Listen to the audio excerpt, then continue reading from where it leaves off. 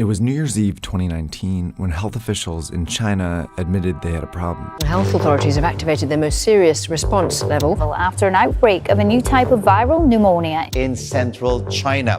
A rapidly growing number of people were developing a dry cough and fever before getting pneumonia. And for some, it turned fatal. Doctors have named the disease COVID-19, or Coronavirus Disease 2019, indicating that a type of virus is causing the illness. When they tried to trace its origin, they found a likely source: this food market in Wuhan. Out of the first 41 patients, 27 had been here. It wasn't conclusive evidence, but Chinese officials quickly shut down the market. They had seen this happen before at a place just like this. Health officials are trying to get a grip on an alarming outbreak of SARS. The virus originated in mainland China. Has spread across the country. The disease had been festering for months in southern China. In 2002, a coronavirus had emerged at a very similar market in southern China. It eventually reached 29 countries and killed nearly 800 people. Now, 18 years later, this coronavirus is in at least 71 countries and has already killed over 3,100 people. So what do these markets have to do with the coronavirus outbreak, and why is it happening in China?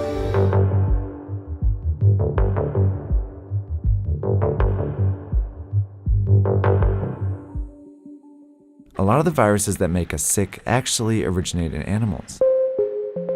Some of the viruses that cause the flu come from birds and pigs. HIV/AIDS comes from chimpanzees. The deadly Ebola virus likely originates in bats. And in the case of the 2019 coronavirus, there's some evidence it went from a bat to a pangolin before infecting a human. While viruses are very good at jumping between species, it's rare for a deadly one to make this journey all the way to humans. That's because it would need all these hosts to encounter each other at some point. That's where the Wuhan market comes in. It's a wet market. A kind of place where live animals are slaughtered and sold for consumption. It was not a surprise at all, and I think that it was not a surprise to many scientists. Peter Li is a professor and expert on China's animal trade. The cages stack above one over another. Animals at the bottom are often soaked with all kinds of liquid, animal excrement, pus, blood, or whatever the liquid they're receiving from the animals above. That's exactly how a virus can jump from one animal to another. If that animal then comes in contact with or is consumed by a human, the virus could potentially infect them. And if the virus then spreads to other humans, it causes an outbreak. Wet markets are scattered all over the world, but the ones in China are particularly well known because they offer a wide variety of animals, including wildlife. This is a sample menu reportedly from the market in Wuhan. These animals are from all over the world, and each one has the potential to carry its own viruses to the market. The reason all these animals are in the same market is because of a decision China's government made decades ago. Back in the 1970s, China was falling apart. Famine had killed more than 36 million people, and the communist regime, which controlled all food production, was failing to feed its more than 900 million people. In 1978, on the verge of collapse, the regime gave up this control and allowed private farming. While large companies increasingly dominated the production of popular foods like pork and poultry, some smaller farmers turned to catching and raising wild animals as a way to sustain themselves. At the very beginning, it was mostly peasant household backyard operation of turtles, for example. That's how wildlife farming started to get off the ground. And since it started to feed and sustain people, the Chinese government backed it. So it was imperative for the government to encourage people to make a living through whatever productive activities they can find themselves in. You can lift yourself out of poverty.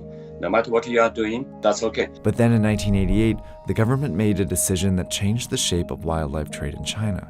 They enacted the Wildlife Protection Law, which designated the animals as resources owned by the state and protected people engaged in the utilization of wildlife resources.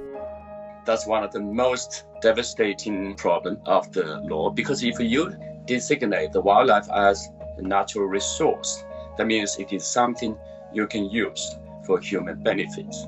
The law also encouraged the domestication and breeding of wildlife. And with that, an industry was born.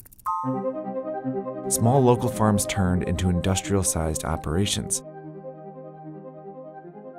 For example, this bear farm started with just 3 and eventually grew to more than 1,000 bears.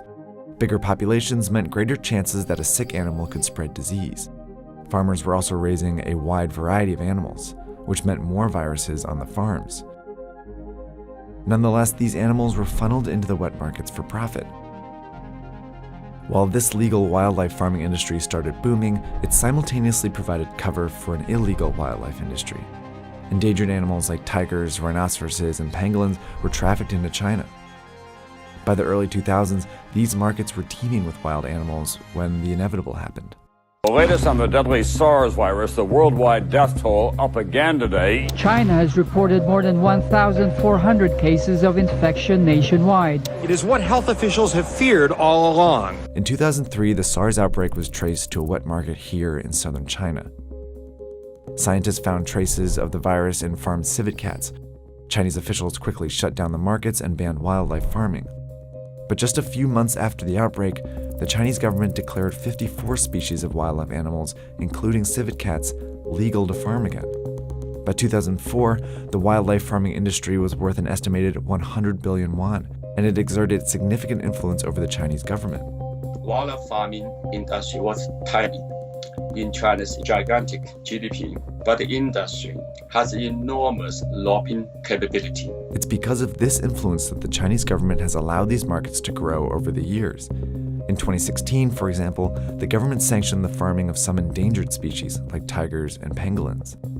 By 2018, the wildlife industry had grown to 148 billion yuan and had developed clever marketing tactics to keep the markets around. The industry has been promoting these wildlife animals as, tonic products, as, bodybuilding, as sex enhancing, and of course as disease fighting.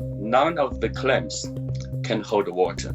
Yet these products became popular with an influential portion of China's population. The majority of the people in China do not eat wildlife animals. Those people who consume these wildlife animals are the rich and the powerful, a small minority. It's this minority that the Chinese government chose to favor over the safety of the rest of its population.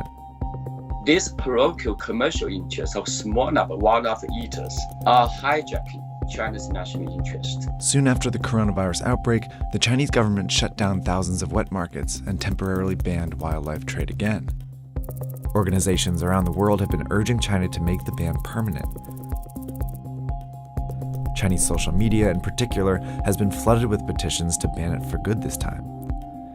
In response, China is reportedly amending the wildlife protection law that encouraged wildlife farming decades ago. But unless these actions lead to a permanent ban on wildlife farming, outbreaks like this one are bound to happen again.